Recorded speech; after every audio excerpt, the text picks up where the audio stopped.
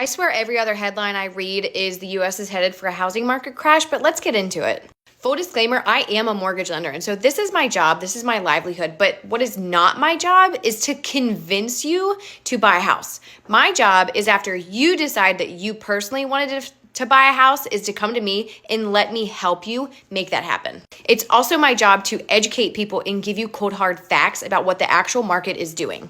This market is not the same as 2008, and let me tell you why. Back in the early 2000s, there were a lot of predatory lenders who didn't care what they had to do to make a dollar. They were signing loans to any and everybody. It didn't matter if you had a job. You didn't have to show pay stubs, bank statements, anything like you have to do now, which that's why we have to check your bank statements now. But anyway, early 2000s, people were getting homes that they absolutely could not qualify for because they wanted it. They wanted the nice big house on the street. People were also buying so many homes in the early 2000s. And so in 2006 and 2007, home builders built more houses in those 2 years than any other year in the entire history of the United States. In 2007, there were 4 million homes on the market. So pair that with rising home values, people that couldn't actually qualify for their houses, and the supply and demand because there were not 4 million people shopping for homes, the market crashed. People went into major foreclosure. There was too much supply, not enough demand. Do you want to know how many homes are on the market today in December of 2022?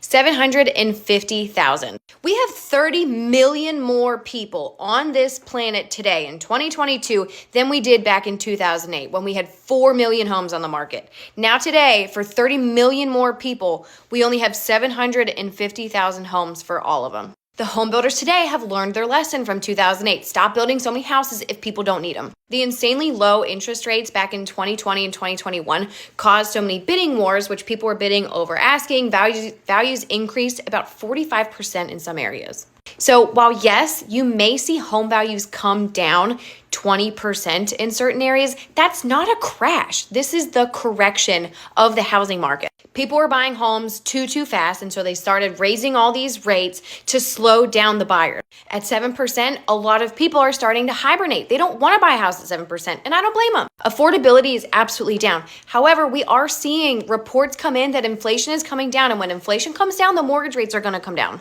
When the mortgage rates come back down, which I am seeing them in the mid 5s and low 6s, when they keep coming down lower into the mid 5s, we're going to see more buyers flood the market again. And then we're going to go through the same thing over and over.